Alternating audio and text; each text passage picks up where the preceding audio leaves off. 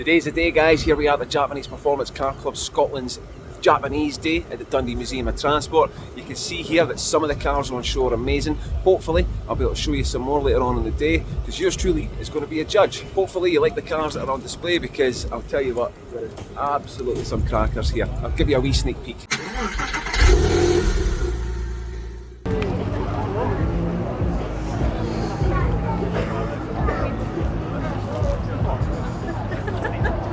Bet that goes like shit off a hot shovel, that thing. Stripped out on the inside, steering wheel. Look at that.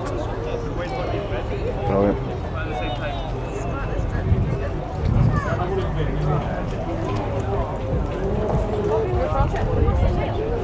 Is this yours, mate?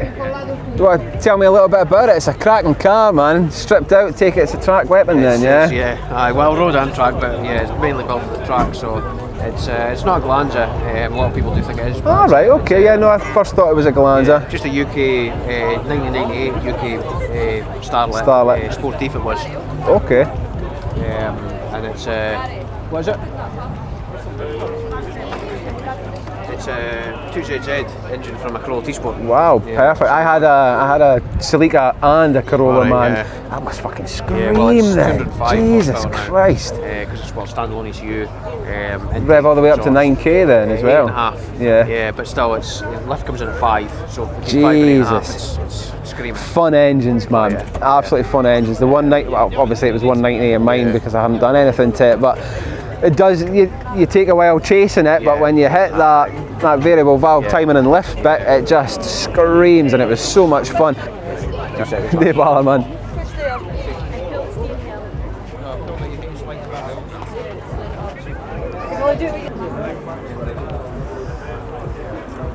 Yeah, so it was a full shell rebuild, because I got it with no engine in it, and then when I got it in red as well, and it was on a jig upside down, some welding repairs, coating the floor, and then new suspension. Brilliant. And then roll cage welded in, and then started from there. So 2ZZ in it, all custom mounts, custom drive shafts, fuel system, cooling system, everything exhaust all custom. Racing petrol tank in the back as well, yeah. Yeah, and it goes down underneath, fuel pump, fuel filter, and all that's under the floor. Just feeds right up to the engine. Excellent. I bet it goes like shit off a hot shovel, man. Noisy as well. Is it? Yeah. Really, really loud. Yeah.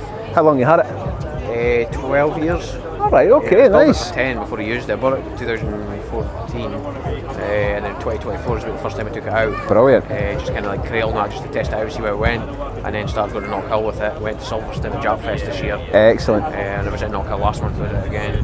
Yeah, I took the 996 round Knock Hill. I drove it like a granny, though, man. But good track there. Yeah. This would be so much fun. Good fun, but I mean it's a constant development thing. There's never going to be nothing I can't do. You know, I'll always change it. I'll always do something more power, whatever. You know. What's the next thing that you want to put on it then? I'm still trying to get the handling spot on him. There's still adjustments to be made here and there. I'll probably put softer springs on. It's pretty harsh on the road and harsh on the track. So I'll do a bit of adjustment there, and then be supercharger at some point as well. Brilliant. Have you done most of the work yourself? All of it. Brilliant. Excellent. Apart from the physical spraying of the paint. Yep. Everything else was done in the garage. You wanted that in the road? Yeah. Just at least that way you know the car inside out. You know, you understand it. But probably the paint and the wiring was the two biggest things. Like the paint was a lot of work, because all the panels were different colours and all had to be matched and all that. And then the white inside and the yellows, it was a total mission. And the wiring, it took me a year to wire it. How much is it weighing with all the stuff taken out of it then? How much? 850. That's like all plastic windows as well, they're all perspex all the way around. Excellent. The windscreen. Doors were stripped out, you know, all the way I can get out it. Brilliant. The wiring's like 2 kilograms or something silly, like, so you can lift the whole wiring on your pinky, like, there's no weight in anything, everything's stripped out, it's only what it needs to run. Lightweight battery, all that kind of stuff. But yeah, next step would be Rotrek supercharger, and then probably get 320 out it like that without even owning an engine again. In a car that's sub-ton, that's fast, incredible, man. And then if you wanted to push it by more than that, you'd have to build the engine, but I would only do that if it blew up. But if it's done well enough, I should be able to keep it going at that, and then maybe look at. I've thought about gearbox changes. I've thought about DSG gearboxes and things like that, just because the ECU can run it and that kind of thing. So You can then, and the steering wheel, kind of paddles on it with it, because I've got buttons on the steering wheel, and you can add in paddles on the I'll steering wheel. hear we look at the interior in a second. So yeah. there's stuff there I can add in, so you know, although spoiled for choice by the sound of things. That's so cool. A gearbox like that would be hard to fit, but not really when you've already got half the stuff there. Yeah. Plus, half of the stuff's already out it as well, so you've got plenty of space to be working. Look at that! Wow. Yeah, so that's all your main controls on there, and then there's another switch panel up there that does like your nuts and main stuff. So that's all the like wipers and horn that you need when you're driving.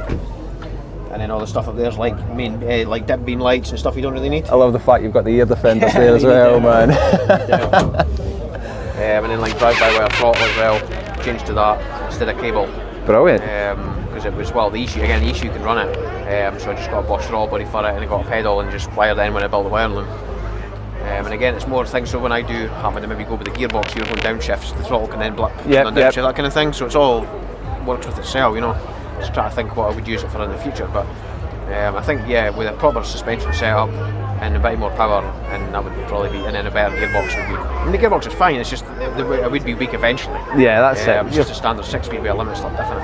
At least with the sort of standard Toyota equipment, you do get a little bit of maintainability, a little bit of reliability. But if you're going to be chasing bigger numbers, you want to have that peace of mind that you know things aren't going to implode as you start doing things. And I mean, the engine's never been opened. I've taken it out of the other car. I changed the bolts and the rods for the high lift because they're quite common for wearing, and then just serviced it.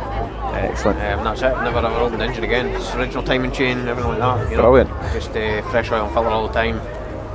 But yeah, just pretty much goes out and just gets his head kicked in and then goes back in the garage Good again. stuff. Do you drive it hard, yeah? Yeah, when it knocked Hill I do, yeah. So was it knocked Hill May there at the bank holiday, and that was the last time I drove it, so I put it back in the garage and I just drove it here today. I've never just put more fuel in it and drove it here. Do you have you got a daily? Do you tend to sort of garage it over the shitty months? It's garaged all the time. Like I only do like a couple hundred mile a year in it, you know, that's including track miles and that, so it's not a lot of driving.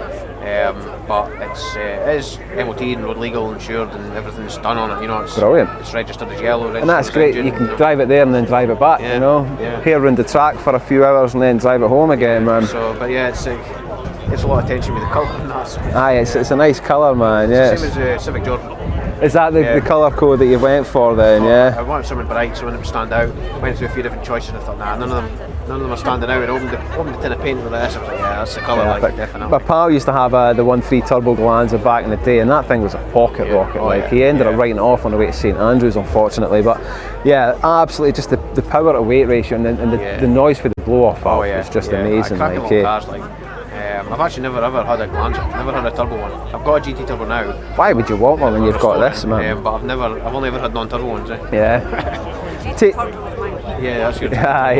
You stay away from that one's mine. Getting restored, so it's got a way of work to go yet, but it'll be the standard 1.3 turbo. Excellent. So just in a road car. Good stuff. Get me away from my seat. Yeah, she's got a Volvo and I'm like Toyota. Eventually. I support your decision. Yeah. That's nice it, as well. Yeah, it's a nice car as well. What kind of Volvo? C30. Alright, nice one. Yeah, slightly modified. It's a nice car. Yeah, it's a nice car. Reliable, it's never given any problems. Is it the one with the Focus engine in it, the 2.5? No. But again, that's something we've spoke about, is changing the engine and that as well, but again, it's trying to find the bits for it. But but yeah, it's just a 1.8, but it's comfy car, reliable car, never getting any problems. Good stuff. Yeah. My name's Mark, by the way. Gary, pleasure to meet you. Louisa. Hi there. So yeah, absolutely cracking car here, guys. It's a tough. I'm going to have so many fantastic cars. It's tough to call. Really good turnout. It's great considering the weather was garbage earlier on, eh? Yeah. But no, it's good. And do you know what? There's some fantastic cars here. And do you know what? They're getting me back into Japs. I was, as I said, I was Jap all my days, but now I'm German with the X5 and the Porsche. But after speaking to the JPCC guys, I kind of want to get back into Jap. I had a Forester STI. That was the last Jap car that I had. That was a cracking motor. Nice. It was not the style. It was the old squarer ones. All right. Okay. Yeah. So rather than the 2.5 litre, it was the EJ20 that was in it. But about 300 brake horsepower. The thing that let it down was it was a 4-speed automatic gearbox. The manuals are rare as hen's teeth, so there was only like 800 of them. You can obviously do a swap from the Imprezas. All the parts were interchangeable, but I thought I'll get something a bit more sensible and got a Focus ST wagon instead. And then I got the X5, but I'm definitely swithering about getting back into something Japanese. Yeah, but no, well, I've been Japanese the whole time. I've only ever had Japanese cars. Lexus and Toyota and that kind of hanging. Brilliant. Yeah, love And then he that. sits in my Volvo and it's just like...